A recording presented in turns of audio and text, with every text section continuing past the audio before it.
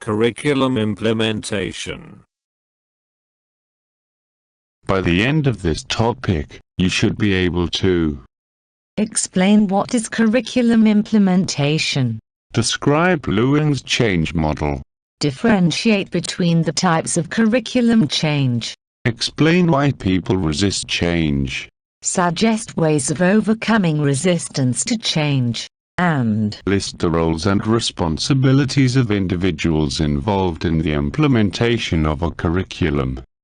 We have discussed what was involved in curriculum planning, and we looked at different techniques of designing the curriculum, focusing on some curriculum design models.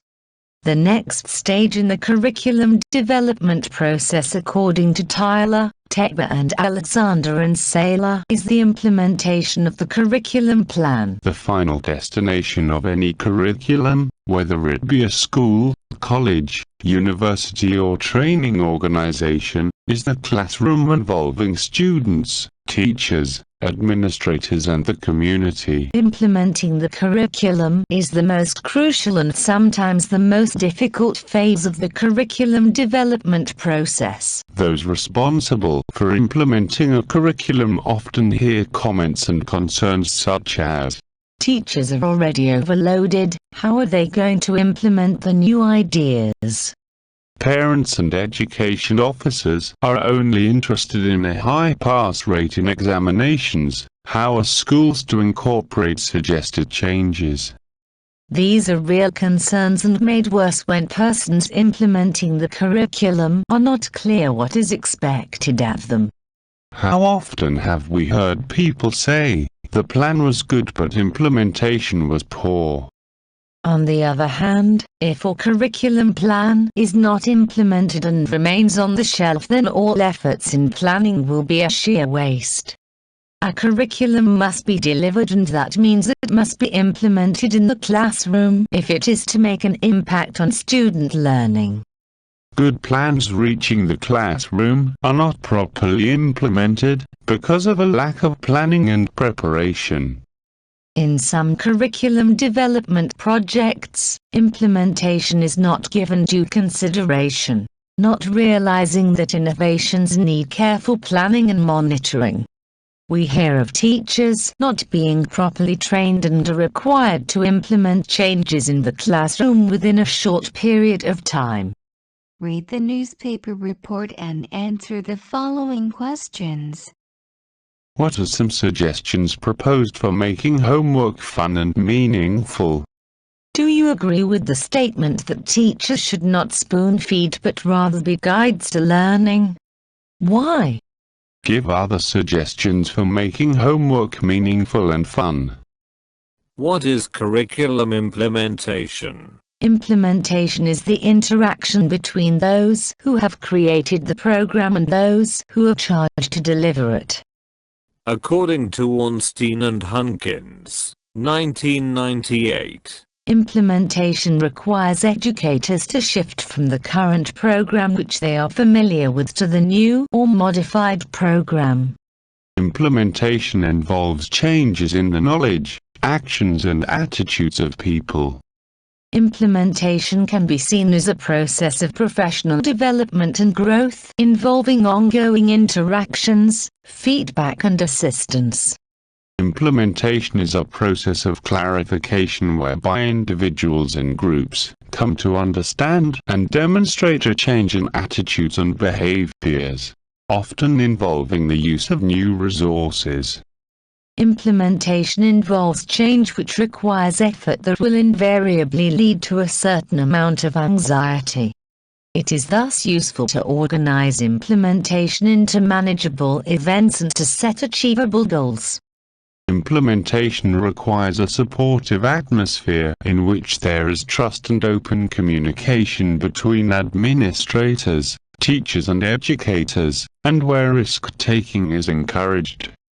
Even though large sums of money are spent on implementing new curriculum, several of these efforts have failed.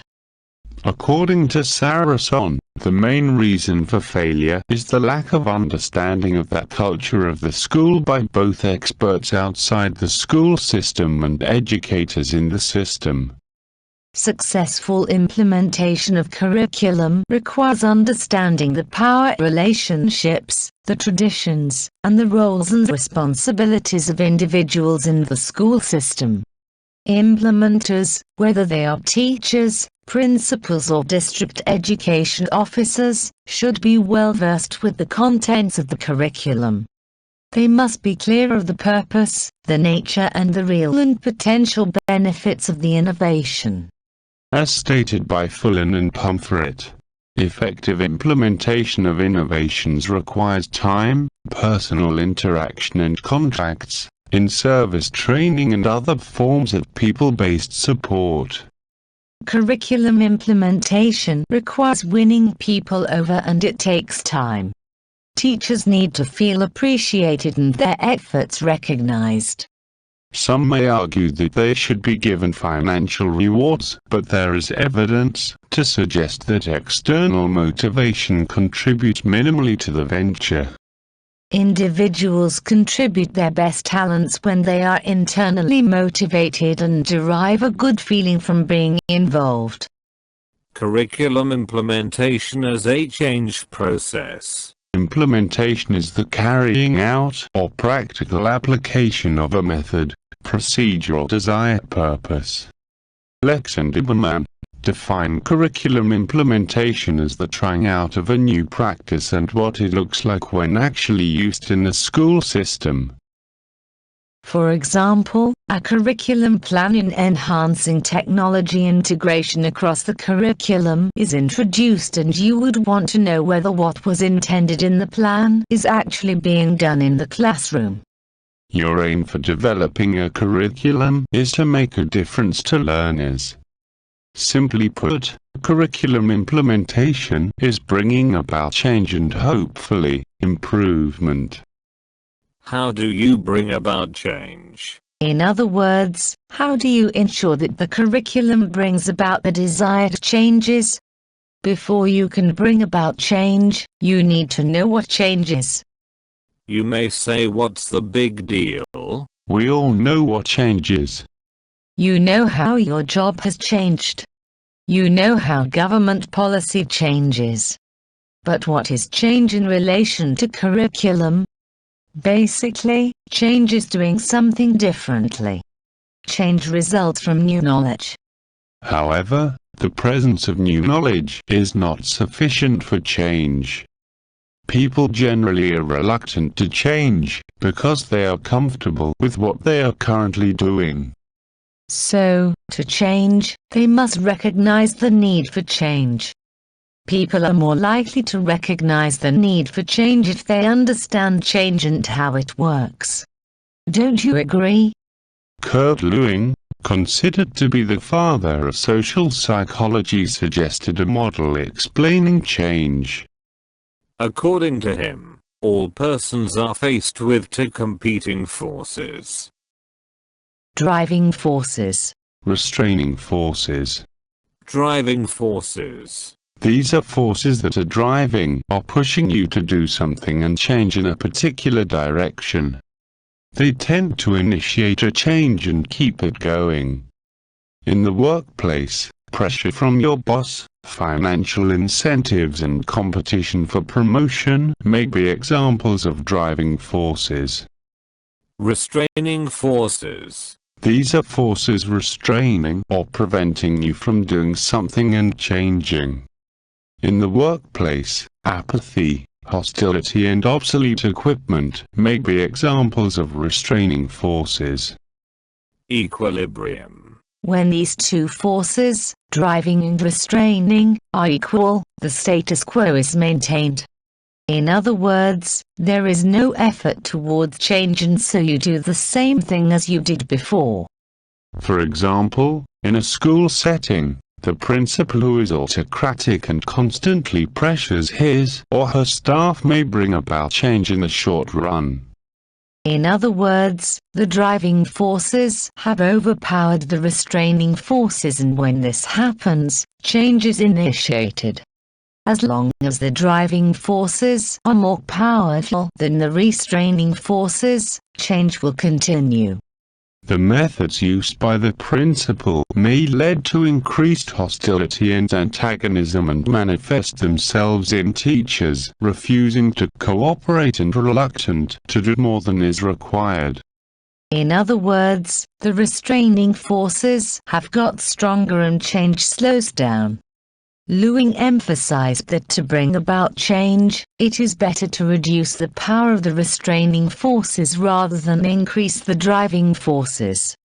This has been termed as unfreezing, whereby the powers of the restraining forces are decreased to stimulate the driving forces. For example, the principal could instead encourage more discussion and group problem solving in an attempt to eliminate hostility and apathy.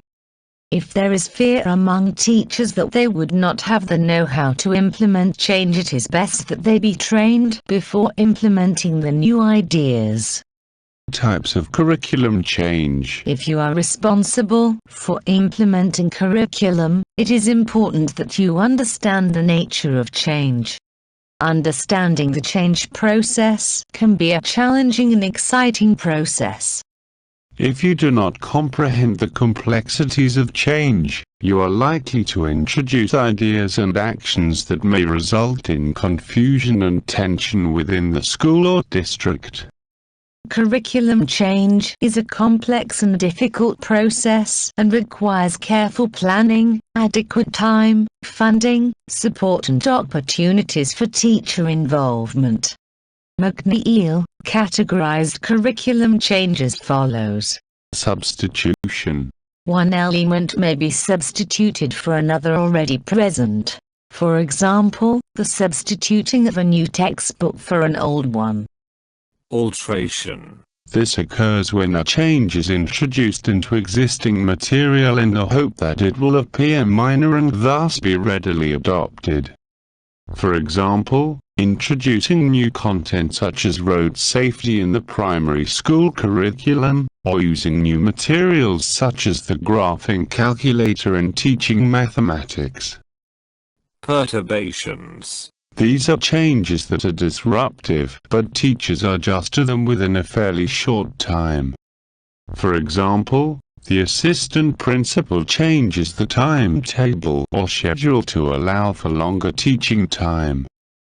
Restructuring. These are changes that led to a modification of the whole school system. For example, the introduction of an integrated curriculum requiring team teaching or involving the local community in deciding what is to be taught. Value orientation. These are shifts in the fundamental value orientations of school personnel. For example, if the new teachers who join the school place more emphasis on personal growth of students than academic performance, then the value orientations or fundamental philosophies of the school changes. It should be realized that a particular curriculum change may not exactly fit according to the 5 categories given. But the categories are general enough to help you plan change and arrange resources to bring about the change. However, you should be aware that change is not synonymous with improvement, and you might decide that change should not be undertaken. 1. What are the 5 types of curriculum change listed by McNeill? Give examples of each category other than those given in the text. 2. Identify other types of curriculums change which you have come across but do not fit into those given. Resistance to change. As mentioned earlier, bringing about change is not an easy task. There are many barriers to the successful implementation of a curriculum. If you are given that job of implementing a curriculum, whether it is in the school system, college, university or training center, you will encounter people resisting change or preferring to keep things as they are. We often hear people say, if it is not broken, why fix it? People are happy with the current situation in their institution and feel that the change suggested will not meet the objectives of the school, college or training center. The status quo tends to be maintained when the persons introducing change are themselves not clear as to the intent and what is required of the new program.